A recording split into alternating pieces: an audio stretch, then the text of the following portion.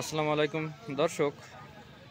এখন জাহাজ দুর্ঘটনা ডাকাতদের কবলে পড়া পরিবারের স্বজনদের পরিবেশ পরিস্থিতি আপনাদেরকে আগেই আমি অবগত করছি। এখন আপনাদেরকে যেটা দেখাচ্ছি সেটা হচ্ছে যে তার লাশের যে লাশ কিন্তু এখনও পৌঁছায়নি। লাশ কিন্তু কিছুক্ষণ আগে আমরা জানতে পেরেছি যে চাঁদপুর থেকে আধা ঘন্টা আগে কিন্তু রওনা দিয়েছে। তো আসলে স্বজনদের আহাজারি কিন্তু আসলে শেষ নেই। মাগুরা মাটিতে, মোহাম্মদপুরের মাটিতে এবং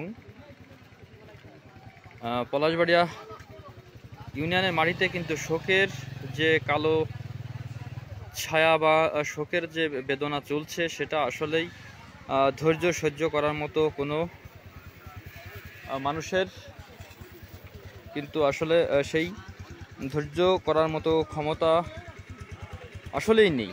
কিন্তু সেটা আমরা দোয়া করি যাতে এই ধৈর্য ধারণ করার ক্ষমতা আল্লাহ পাক তার পরিবারকে দিক।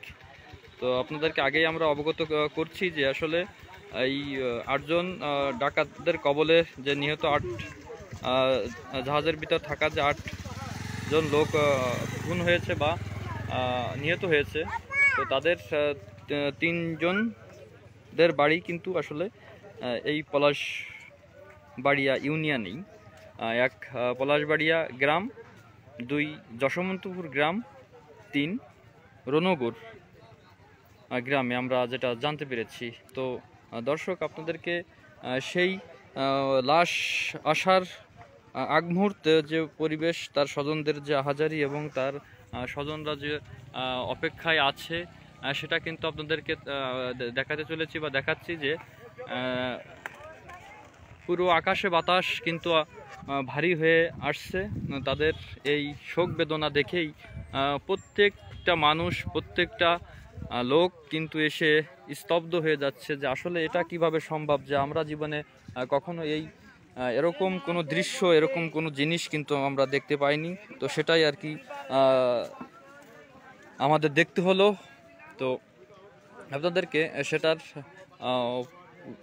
পরিবেশ, লাশ আসার আগ মুহূর্তের যে তার স্বজনদের আহাজারি এবং তার এলাকা লোকেদের যে আহাজারি বা উপস্থিতি, সেটা কিন্তু আপনাদেরকে দেখাতে চলেছি যে লোকে কিন্তু প্রত্যেকটা জায়গায় কিন্তু লোকের আনাগোনা চলছে,